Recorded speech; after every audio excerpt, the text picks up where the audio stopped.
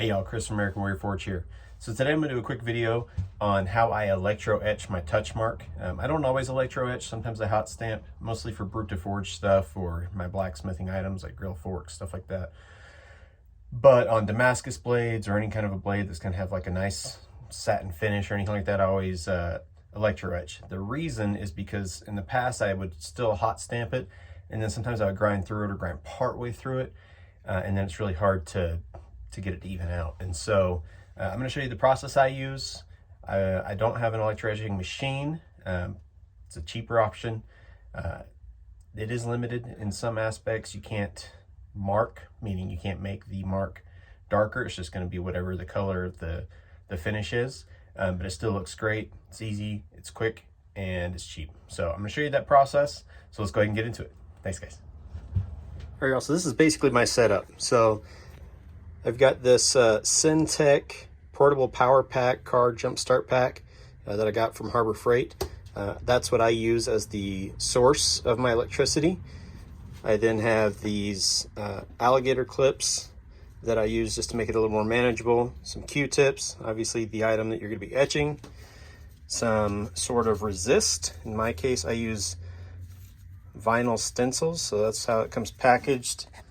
And that's what it looks like once I put it on. So basically that vinyl acts as a resist. So everywhere the vinyl is does not get etched. And then obviously you need some sort of electrolyte solution. I just use coarse kosher salt and water.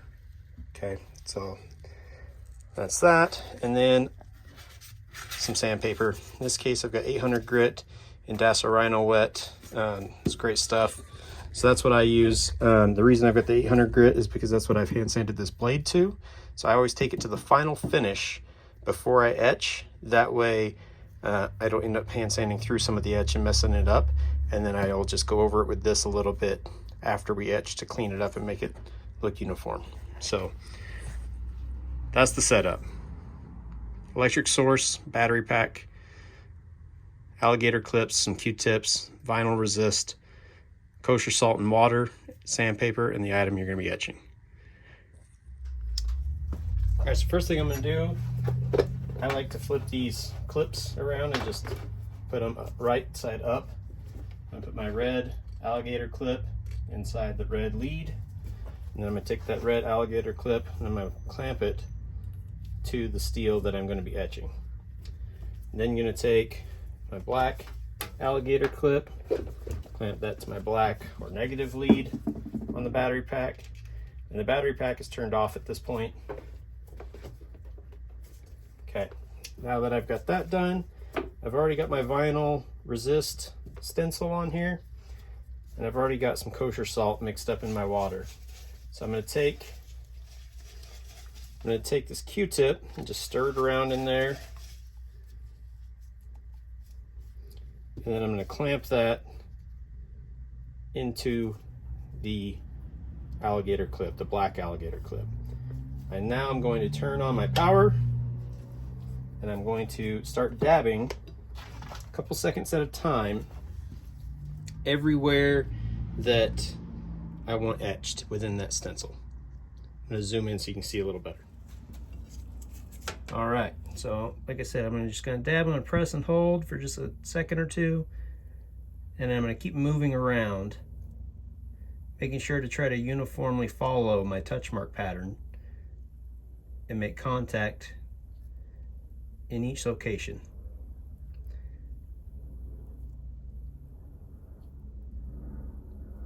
Not sure if you can hear it on the video, but every time it's in contact with the steel, there's a little bit of a sizzle sound.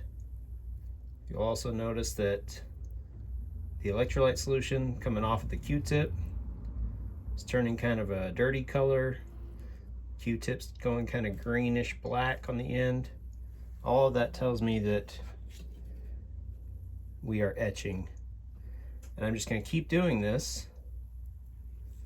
I'm going to keep doing this until I've got what looks and feels like a reasonable depth. And that is completely subjective. Now I will say one downside to this method is that the professional etching units that you can purchase, which are much more expensive than this Harbor Freight unit that I bought. They have two modes usually. And those two modes are, one is to etch, which just eats away at the steel and eats the pattern in, and the other is to mark, or to make it black, darken it. I cannot do the second with this method. So this is kind of a one and done. Once it's done, it usually is darker inside, but once it's done, whatever color it's going to come out as, that's what it's going to be. Now this is a Damascus blade, and so oftentimes once I etch the Damascus, what will end up happening is the Damascus pattern will just be down inside my Touchmark. But I can't just uniformly etch it all one color. So I'm going to continue dabbing here. It's not an overly fast process, takes a couple minutes. It's not very slow either though, so it's just kind of painful to watch. So I'm going to go ahead and speed up the video a little bit. You're not going to miss anything. I'm just going to continue dabbing for another minute or so.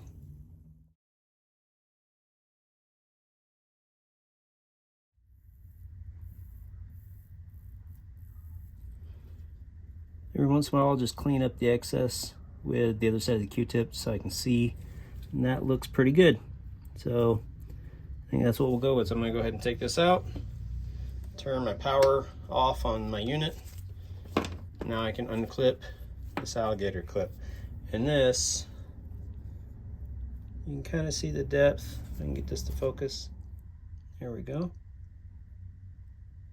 It's kind of what it looks like on here. Let's go ahead and take this tape off and I'll show you the result. So there it is. Now I'm just going to take my sandpaper. Whole blade is already 800 grit.